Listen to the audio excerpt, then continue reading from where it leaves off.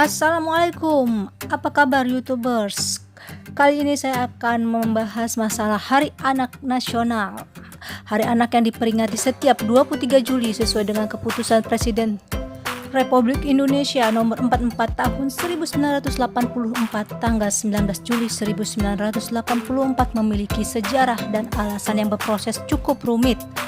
Peringatan Hari Kanak-Kanak Indonesia yang di era Presiden Soekarno hingga pada masa Presiden Jokowi ini dimaknai sebagai kepedulian seluruh bangsa terhadap perlindungan anak Indonesia agar tumbuh dan berkembang secara optimal.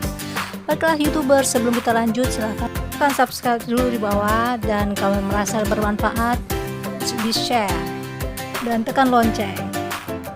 Anak-anak merupakan cermin dari orang tua itu sendiri, di mana mengisyaratkan bahwa hubungan sifat antara orang tua dan anak itu sangatlah dekat.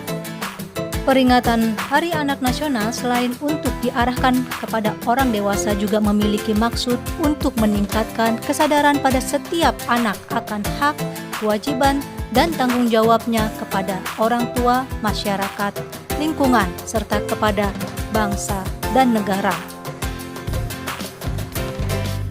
Juga merupakan kesempatan untuk terus mengajak seluruh komponen warga atau bangsa Indonesia, baik itu orang tua, keluarga, masyarakat, termasuk dunia usaha, maupun pemerintah dan negara untuk melaksanakan kewajiban dan tanggung jawabnya sebagaimana yang telah ditetapkan dalam Undang-Undang Nomor 23 Tahun 2002, yaitu tentang perlindungan anak.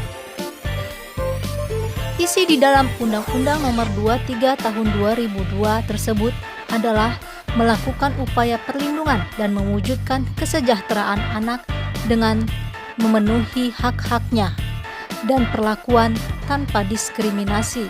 Selain itu, ada beberapa prinsip dasar Konvensi Hak-Hak Anak, yaitu non-diskriminasi, kepentingan yang terbaik bagi anak, hak untuk hidup, kelangsungan hidup dan perkembangan anak, penghargaan terhadap pendapat anak dan hak-hak anak dalam Undang-Undang Nomor 23 Tahun 2002 tentang perlindungan anak.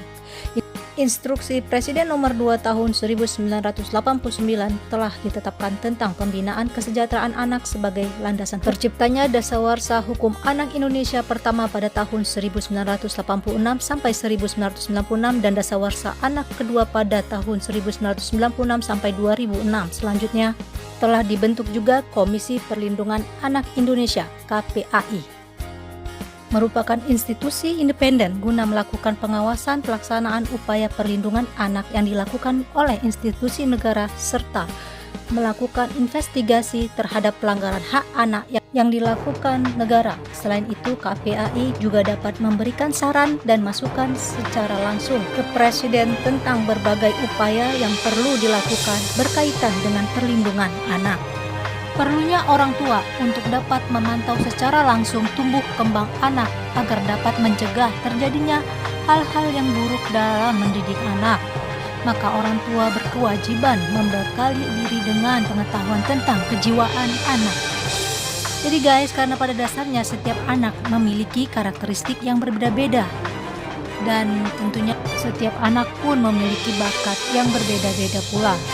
Lepasnya pengawasan dan kontrol terhadap anak di usia yang semestinya memperoleh pendidikan sejak dini oleh orang tua serta kesibukan orang tua yang menyebabkan anak kurang mendapat perhatian, bimbingan, dan komunikasi yang intensif tidak terjadi sehingga menyebabkan miskomunikasi terhadap anak dan orang tua. Ini tentu hal yang sangat berpengaruh terhadap perkembangan anak dan ketersediaan hak-hak anak dari orang tua. Seperti menjaga anak-anak dari pengaruh komunikasi global yang umumnya tidak mencerminkan budaya bangsa Indonesia. Di era globalisasi di mana persaingan begitu ketat dan derasnya arus globalisasi yang akan berdampak negatif meskipun ada sisi positif, orang tua diharapkan untuk terus memberi pengawasan yang semakin ketat pada anak-anak agar tidak terbawa arus. Maka jika banyak menemukan anak-anak yang tidak menghormati pada orang tua, mungkin memang inilah guys gejala tanda-tanda degradasi moral pada anak Indonesia akibat ketidak terpenuhinya hak-hak anak tersebut. Diselenggarakannya Hari Anak Nasional setiap tahunnya adalah untuk meningkatkan peran serta masyarakat dan swasta bersama pemerintah dalam menyelenggarakan upaya pembinaan serta pengembangan anak secara holistik, integratif, dan berkesinambungan. Upaya tersebut untuk memenuhi hak-hak anak, mewujudkannya tingkat kesejahteraan anak, dan memberikannya perlindungan yang setinggi-tingginya bagi anak sebagai penerus generasi bangsa. Kesadaran pemerintah, masyarakat, orang tua, dan segenap komponen bangsa untuk memenuhi hak-hak anak berdasarkan child right dan menghindarkan anak-anak dari abuse, penyalahgunaan perlakuan kejam, penyiksaan, neglect, melalaikan, eksploitasi, serta cyberbullying. Menarik diri, anak akan mulai mengabaikan anggota keluarganya di rumah, mereka bahkan menolak berinteraksi dengan orang yang disayangi. Sementara itu, psikolog Tika Bisono menyatakan hal yang sangat disayangkan. Banyak sekali orang tua di Indonesia yang memberikan gadget sejak anak masih kecil tanpa peduli apa dampak jangka panjangnya. Semestinya anak-anak lebih banyak bermain di taman daripada bermain bersama gadget. Di umur 14 tahun seperti yang dikatakan Bill Gates, namun di Indonesia sendiri kita melihat anak di bawah usia 14 tahun sudah pegang gadget sendiri dan meninggalkannya untuk kesibukan lain tanpa pengawasan. Padahal bagi Tika, gadget hanya mesin yang tidak bisa melatih pola interaksi sang anak ini. Tentu berdampak pada melambatnya perkembangan otak kanan, menyebabkan sang anak tidak bisa peka terhadap sekitar dan tidak bisa membedakan mana perbuatan baik dan buruk. Itu adalah cikal bakal untuk tahu etika baik dan buruk, yang batil dan yang tidak batil, dan itu mesti dilatih sejak dini. Sementara itu, Kak Seto, psikolog anak, menjelaskan belajar yang efektif adalah belajar dalam suasana gembira, menyenangkan. Orang tua perlu menghargai kreativitas dan kecerdasan anak, dan perlu adanya kegiatan-kegiatan bersama untuk semakin memperkuat tali hubungan emosional sesama anggota keluarga. Demikian ujarnya pada Kominfo.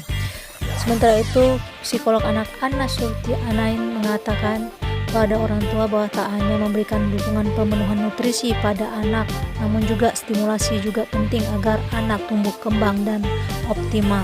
Orang tua dapat memperkuat sisi psikologis anak, yaitu dengan mempraktikkan agar anak mencontoh dalam hal mengendalikan diri dan emosi, meningkatkan rasa percaya diri saat berhadapan dengan orang lain, memperkuat komitmen, terus belajar dan mengembangkan kemampuan diri agar anak Indonesia menjadi anak yang kuat, tangguh, dan beriman. Maraknya kekerasan terhadap anak, child trafficking, bukti belum optimalnya upaya perlindungan anak dilakukan.